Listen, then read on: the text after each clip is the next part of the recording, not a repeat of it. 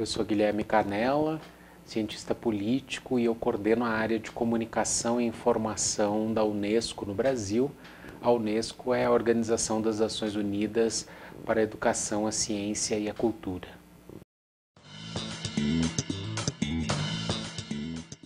A Unesco é a organização no sistema das Nações Unidas que tem como papel, dentre as várias agências do sistema, de tratar os temas da comunicação e da educação. Está no mandato, está no DNA da Unesco fazer isso. Então,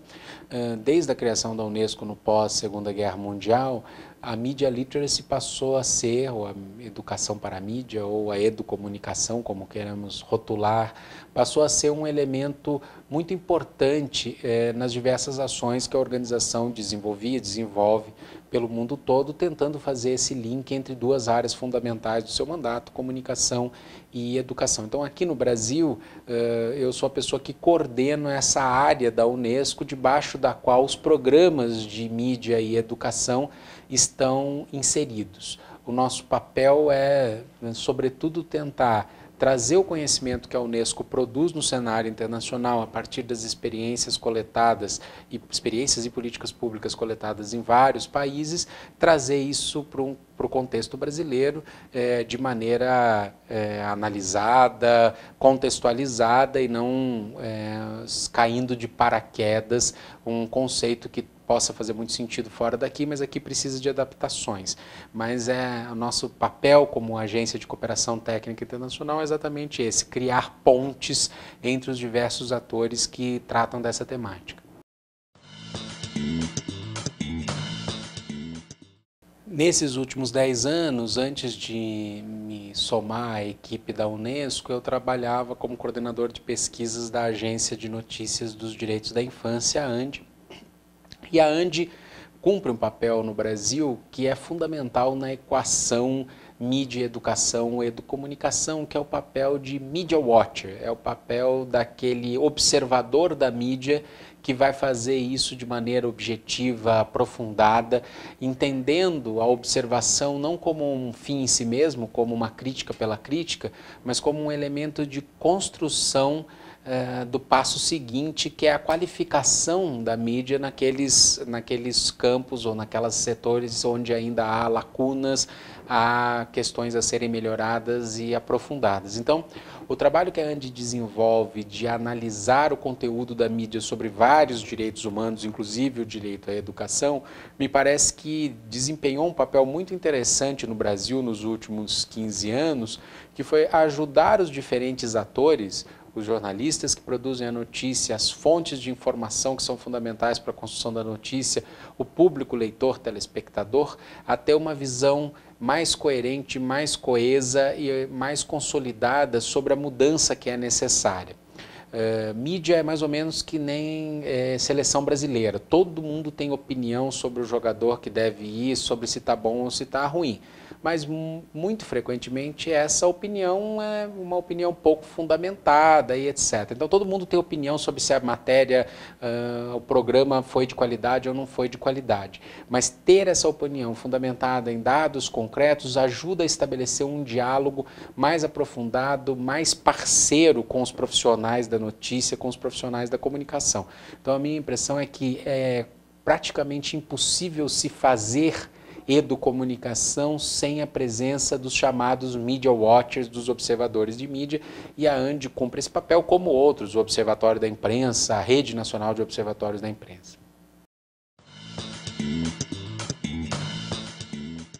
Na verdade, a Aliança das Civilizações é uma iniciativa criada pela Assembleia Geral das Nações Unidas que tem como objetivo central desenvolver conhecimento, desenvolver debates e discussões que, grosso modo, tentem a responder a seguinte pergunta: como é que as civilizações podem viver em harmonia e não em choque? A ideia de alianças de civilizações é claramente um contraponto a uma outra ideia que ficou muito famosa nos últimos anos, que é a de choque de civilizações. Então,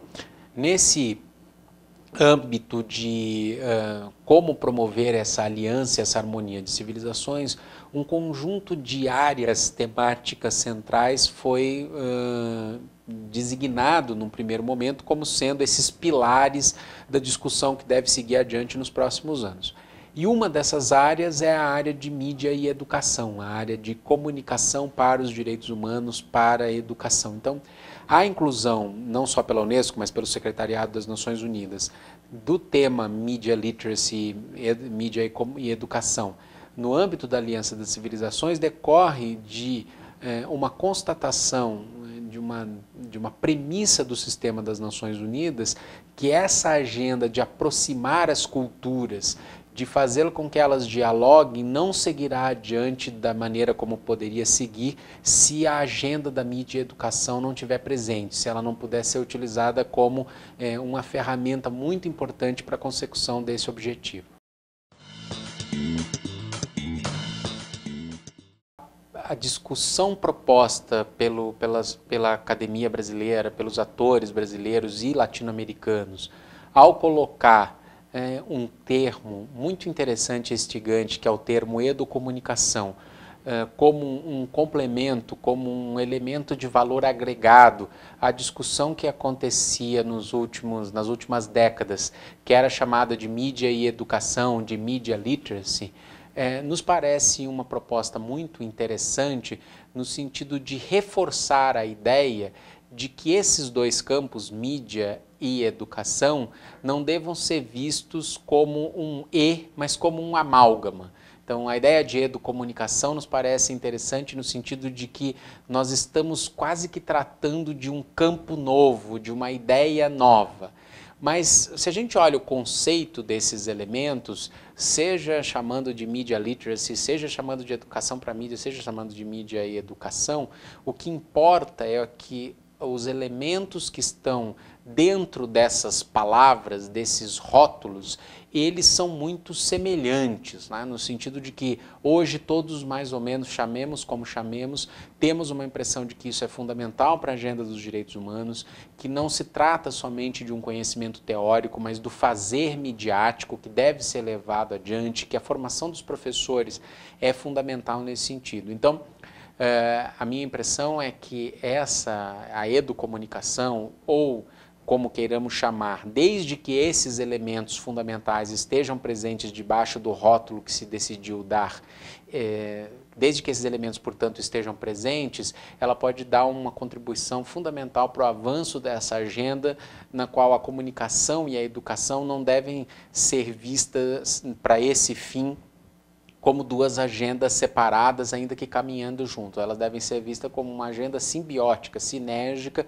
que ao fazer essa intersecção pode surtir resultados muito mais interessantes do que o caminho paralelo dessas duas áreas.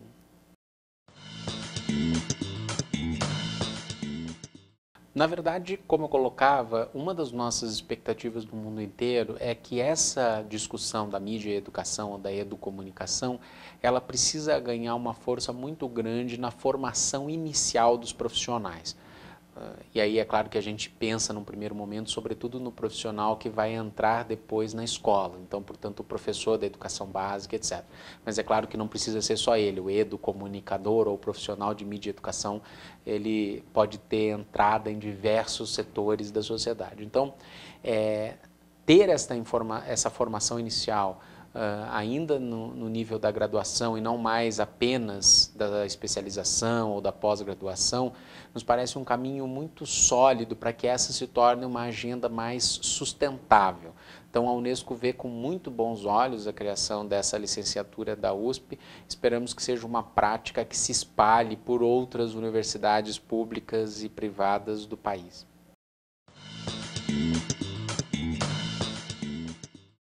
Ele teria que aliar dois elementos que são, me parece, os mesmos tanto para a área de educação quanto para a área de comunicação, que é este compromisso com as pessoas.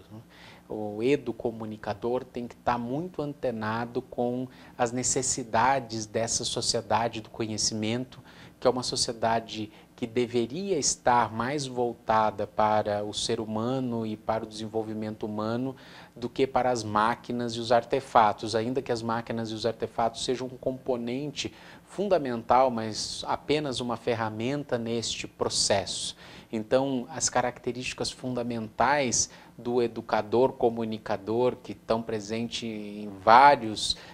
mestres antigos aí, como Paulo Freire, etc., não podem ser perdidas de perspectiva, né? Esse profissional precisa estar